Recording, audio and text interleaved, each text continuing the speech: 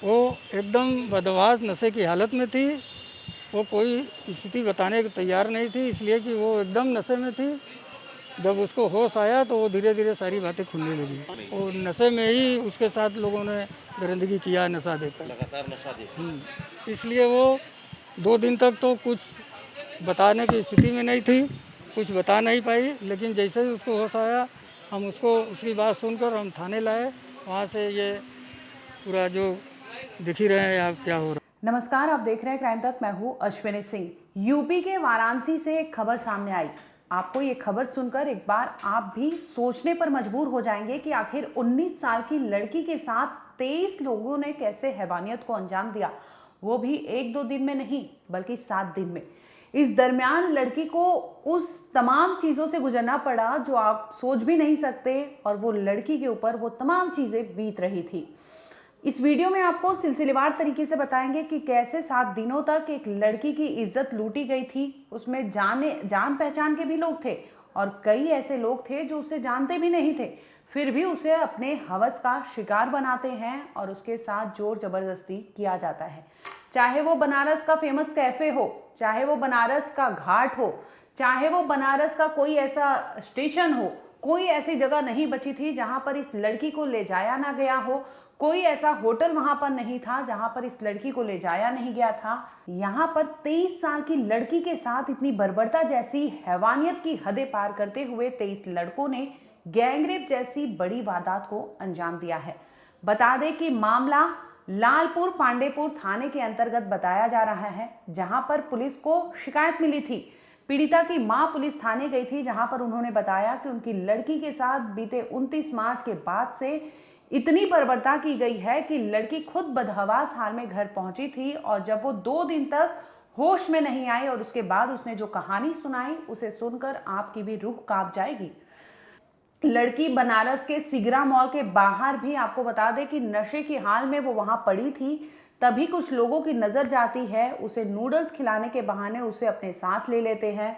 ये इतने हैवान होते हैं कि लड़की ऑलरेडी ट्रॉमेटाइज होती है, उसकी मदद करने की बजाय ये लोग लड़की को नशे की दवाई मिलाकर नूडल्स खिलाते हैं और लड़की भूखी प्यासी रहती है, खा लेती है। जिसके बाद उसके साथ बीते 3 दिन से जो हैवानियत हो रही थी उसे भुलाकर उसके साथ आगे भी वही चीजें हो रही थी जो जानने वाले उसके साथ करते हैं। आइए आपको इस वीडियो में सिलसिलेवार तरीके से बताते हैं कि 29 मार्च से लापता 19 साल की लड़की आखिर बनारस के किन किन जगहों पर यूं ही घूमती रही और किस तरह से उसके साथ अपराध को अंजाम दिया गया।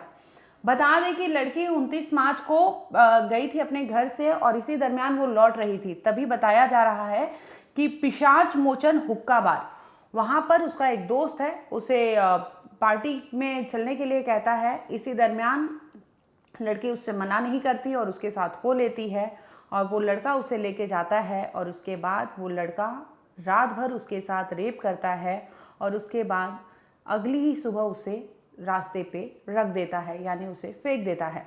बता दें कि लड़की को उसने ड्रगिस्ट यानी कुछ इंटॉक्सिकेंट जो चीज़ें होती है वो मिलाकर दी थी, जिसकी वजह से लड़की की हालत ख़राब हो जाती है और वो नशे में हो जाती है, जिसकी वजह से पूरी रात उस लड़के ने उस लड़की का फ़ायदा उठाया और उसके बाद उसके साथ इसी तरह से हैवानियत करता रहा। ये पहला एक्यूज था, यानी लड़की को पहले वो लेके जाता है कैफे लंका, जहां पर वो पूरी रात उसके साथ रेप करता है। ये लड़की के साथ पहली वारदात थी। इसके बाद दूसरा दिन होता है यानी 30 मार्च का। अब लड़की सड़क से जा रही थी, इसी दरमियान एक एक्यूज्ड और उसका फ्रेंड बाइक से जा रहा था।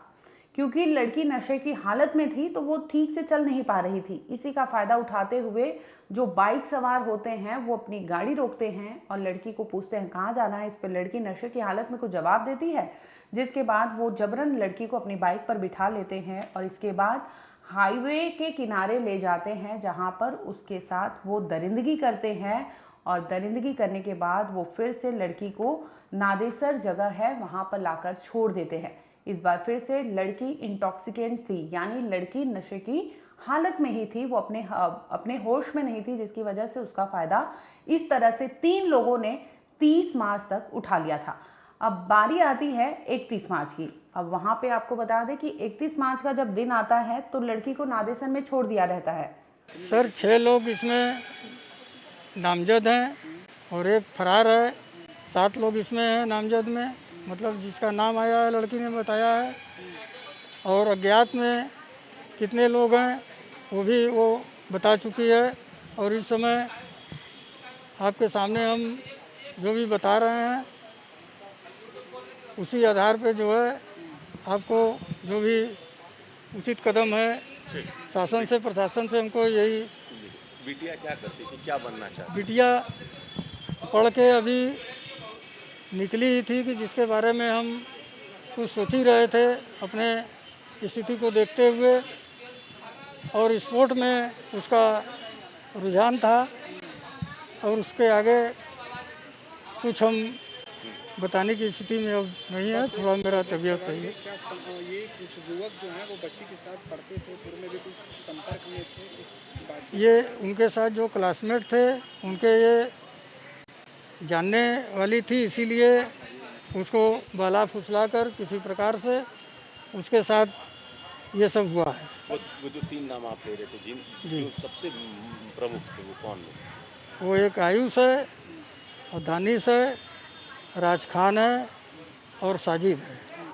मैं न्यायालय से और सरकार से बस यही कहूँगा कि हम एक आम आदमी हैं और एक आदमी के साथ अगर इस तरीके से बर्बरता होती है तो अगर उसको न्याय नहीं मिलेगा तो उसका शासन प्रशासन न्यायालय से विश्वास उड़ जाएगा। इसलिए हम ये अपनी बात रखते हैं कि हमारे साथ प्रशासन और न्यायालय पूरी जिम्मेदारी से हमारे साथ न्याय करेगी।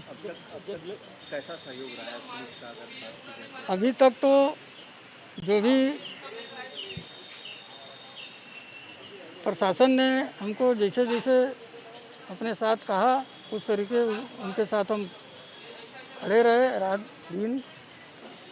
जैसे जैसे उन्हें कहा ये कराना है ऐसे कराना है, हर चीज़ों के साथ हम खड़े रहे। जब बिटिया जब आई घर पे किस हालात में थी?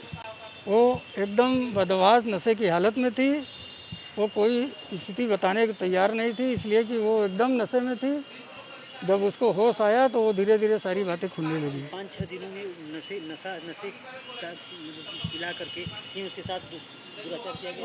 वो दुराचार किया गया और नशे की हालत में किया गया है। अस्पताल में भी भर्ती है अभी। वो कुछ नहीं हुआ। यहाँ हमेशा हमको आना पड़ रहा है, उसका कोई इस तरीके का भी उपचार नहीं हम करवा पाए हैं। लगातार वो नशे में थी आप कह रहे हैं? हाँ, सब कुछ नशे में ही? वो नशे में ही उसके साथ लोगों ने दरिंदगी किया नशा देकर। लगातार नशा देकर? इसलिए वो 2 दिन तक तो कुछ बताने की स्थिति में नहीं थी, कुछ बता नहीं पाई। लेकिन जैसे ही उसको होश आया हम उसको उसकी बात सुनकर हम थाने लाए। वहाँ से ये पूरा जो दिख ही रहे हैं आप क्या हो रहा है। अब आपको बता दें कि 30 तारीख की ये वारदात थी। इसके बाद 31 की सुबह लड़की को फिर से नादेसर के पास छोड़ दिया गया था और लड़की फिर से अपने होश में नहीं थी। इसी दरमियान कुछ लोगों की नज़र लड़की पर पड़ती है और ये लोग 1-2 नहीं बल्कि 5 के ग्रुप में होते हैं।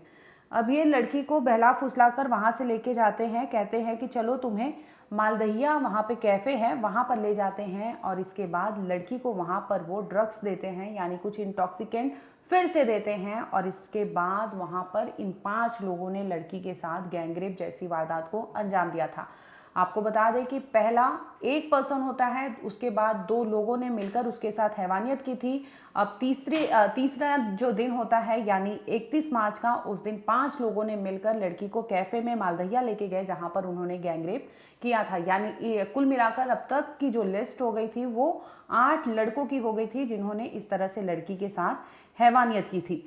अब बारी आती है अप्रैल 1 तारीख की। तब बता दें कि लड़की के साथ जिस तरह से 31 मार्च को गैंगरेप करके उसे छोड़ा गया था, क्योंकि बार बार उसे नशे की चीज़ें खिलाई जा रही थी जिसकी वजह से वो खुद अपने होश में नहीं थी। इस दरमियान अब बारी आती है 1 अप्रैल की।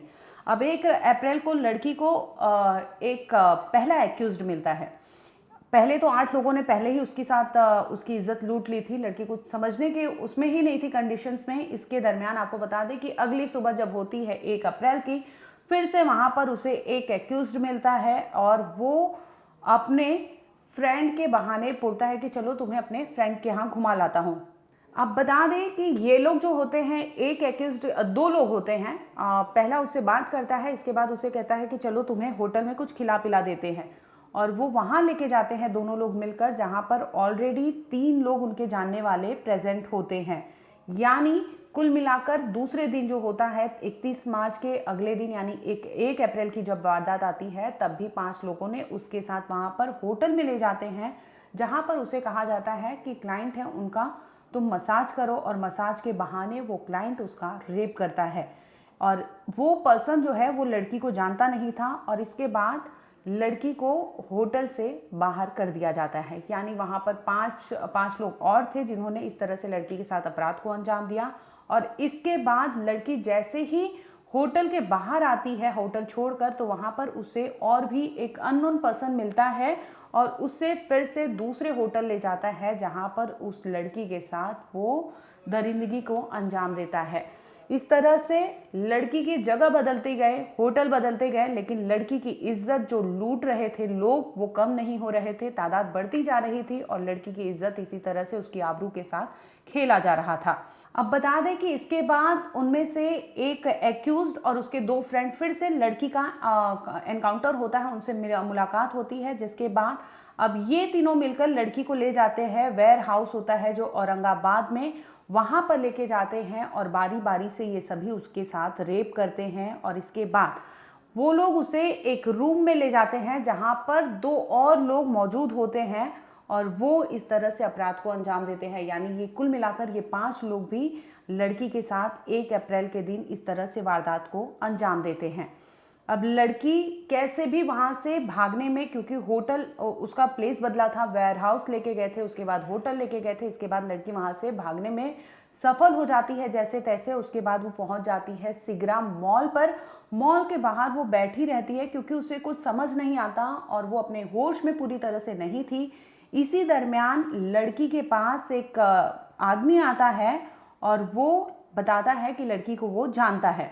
अब बता दें कि सिगरा मॉल से 2 लड़कों ने लड़की को नूडल्स खिलाया, और उसके बाद नूडल्स में उन्होंने कुछ नशीली चीज़ें मिलाई थी, जिसके बाद लड़की अपने होश में नहीं थी। अब वो लड़की को अपने साथ ले जाने में सफल हो जाते हैं, जिसके बाद वो 2 अप्रैल को लड़की के साथ रेप करते हैं, और इसके बाद बनारस के 80 घाट आकर लड़की को छोड़ देते हैं।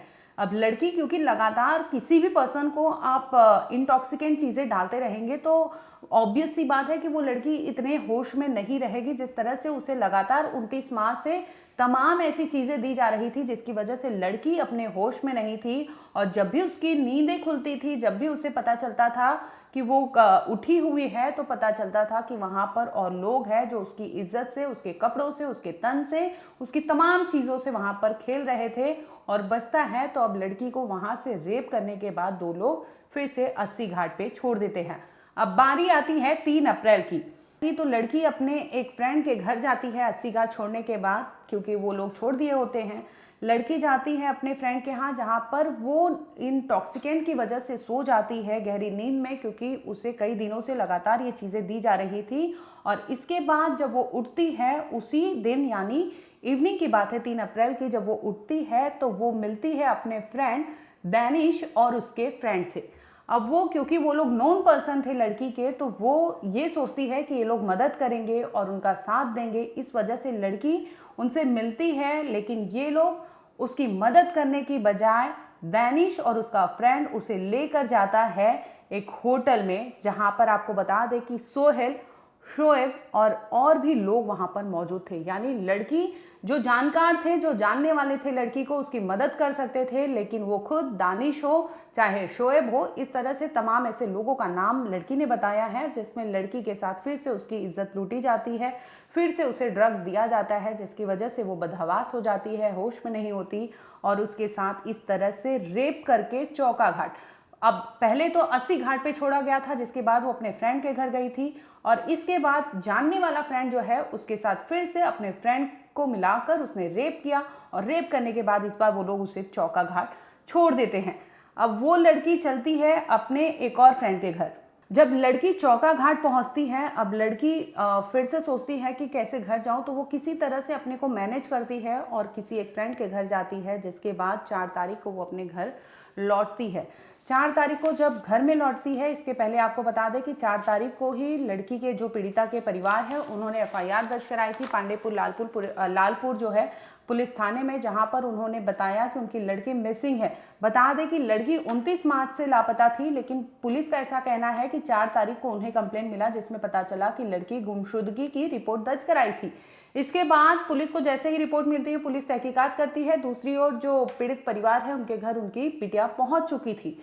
बिटिया की जो हालत थी उसे देखकर परिवार को समझ नहीं आ रहा था कि आखिर इसके साथ हुआ क्या था, क्योंकि लगातार 29 मार्च से उससे इंटॉक्सिकेंट यानी नशीली चीजें उसे खिलाई पिलाई जा रही थी, जिसकी वजह से वो अपने होश में नहीं थी और उसे देखकर ऐसा लग रहा था कि उसे नींद की जरूरत है। और यही परिवार वालों को लगता है कि लड़की को सोने दिया जाए। यानी 4 अप्रैल को वो घर पहुंचती है और 2 दिन तक खूब सोती है और जब 6 अप्रैल को वो जगती है और नींद में आती है, अपने नींद से बाहर आती है, होश में आती है, तब अपने माँ और पापा से वो रूह कपा देने वाली कहानी बताती है कि उन्हें सुनकर हैरान परेशान रह जाते हैं कि आखिर 19 साल की लड़की के साथ इस तरह से कैसे लोगों ने इतने बड़े अपराध को अंजाम दिया। अब फौरन परिवार पूरी बात सुनती है और उन्हें ले जाती है पुलिस थाने, जहां पर एफआईआर दर्ज कराई जाती है और ये एफआईआर 23 लोगों के खिलाफ मुकदमा दर्ज किया जाता है, जिसमें आपको बता दें कि गैंगरेप समेत कई ऐसी धाराएं इसमें जोड़ी गई है, जिसमें लड़की ने बताया कि 29 मार्च के बाद से लगातार उसके साथ एक एक दिन तक जो वारदात उसके साथ हुई, चाहे वो मोटरसाइकिल हो, चाहे वो होटल हो, चाहे वो नूडल्स खिलाना हो, तमाम ऐसी चीजें उसने बताई कि उसके साथ इस तरह से कुछ लोग जो थे, दानिश हो चाहे शोएब हो, ये सब उसे जानते थे। कुछ लोगों ने उसके साथ गैंगरेप जैसी वारदात को अंजाम दिया जो लड़की को जानते थे, लेकिन वहीं कुछ लोग ऐसे थे जो लड़की का फायदा उठाए थे और उसे जबरन होटल ले गए थे, जहां पर उसे कुछ ऐसी चीजें खिलाते थे जिसकी वजह से लड़की अपने होश में नहीं होती थी और इसी का फायदा बखूबी उठाते थे। और इस तरह से लड़की के साथ आपको बता दें कि 23 लोगों ने अपराध को अंजाम दिया था। आखिर अब बताते हैं कि किन किन धाराओं में मुकदमा दर्ज किया गया है। तो बता दें कि बीएनएस की धारा 70(1) के तहत गैंगरेप का मुकदमा दर्ज किया गया है, क्योंकि लड़की ने बताया कि 23 लोगों ने उसके साथ इस तरह से अपराध को अंजाम दिया था 29 मार्च से लेकर 4 अप्रैल तक, यानी 7 दिन तक।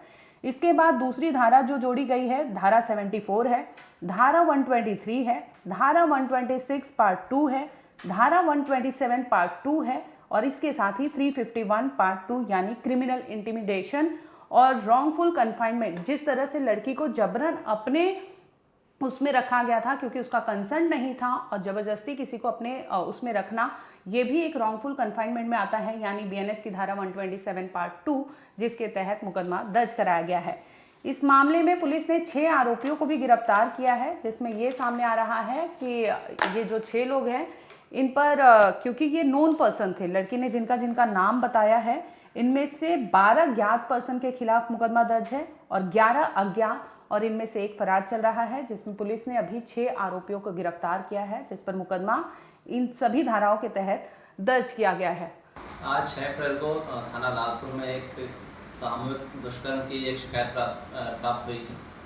उसी के क्रम में ये बताना चाहूँगा कि ये घटनाक्रम 29 मार्च से 4 अप्रैल का है, जिसमें पीड़िता का ये कहना है कि 29 मार्च को स्वयं अपनी मर्जी से गई थी अपने दोस्त के पास में। 4 तारीख को पीड़िता के परिजनों द्वारा पुलिस को थाना लालपुर को सूचना दी गई कि उनकी बच्ची घर से चली गई है। उसके संबंध में उन्होंने गुमशुदगी दर्ज करवाई थी और सेम ही डे थाना लालपुर पुलिस द्वारा बच्ची को सकुशल बरामद किया गया। उस दिन ना पीड़िता के द्वारा ना उनके परिजनों द्वारा किसी तरह की कोई शिकायत की गई कि कोई दुष्कर्म हुआ है। आज 6 अप्रैल को पीड़िता और उनके परिजनों द्वारा सामूहिक दुष्कर्म के संबंध में तहरीर दी गई है। उसके संबंध में सुसंगत धारा में मुकदमा पंजीकृत किया जा रहा है। जैसा कि कुछ मीडिया आउटलेट्स में चल रहा है कि बच्ची नाबालिग है, मैं बताना चाहूँगा बच्ची बालिग है और सुसंगत धारा में मुकदमा पंजीकृत कर रहे हैं और तहरीर में जिन व्यक्तियों का नाम दिया गया है उसी के संबंध में 6 व्यक्तियों को अभी तक हिरासत में लिया गया है पुलिस के द्वारा और उनसे संबंधित पूछताछ की जा रही है और अगले मैदानी कार्रवाई में की जाएगी। अब सोचिए आप कि एक 19 साल की लड़की के साथ इस तरह से अपराध को अंजाम देते गए और लोगों की तादाद बढ़ती गई, ना कि उसे जानने वाले अगर उसका साथ देते। जिस तरह से उसे गैंगरेप करने के बाद, रेप करने के बाद, चाहे वो 80 घाट हो, चौका घाट हो, चाहे वो सिगरा हो, बनारस की ये तमाम ऐसी चीज़ें हैं जो फेमस है काफ़ी, लेकिन लड़की को इसी सब जगह पर फेंका जाता है, रखा जाता है, लेकिन किसी को कोई भनक तक नहीं होती और वो इस लेवल तक लड़की खुद को उसमें मशगूल कर लेती है कि उसे भी पता नहीं चलता कि उसके साथ हो क्या रहा है। फिलहाल आपको बता दें कि पुलिस इस केस में जांच कर रही है और 6 लोगों के खिलाफ 6 लोगों को अरेस्ट भी कर ली है और कुल 23 लोगों पर मुकदमा दर्ज है, जिनमें से 12 ज्ञात है यानी नोन पर्सन है और 11 अननोन पर्सन है।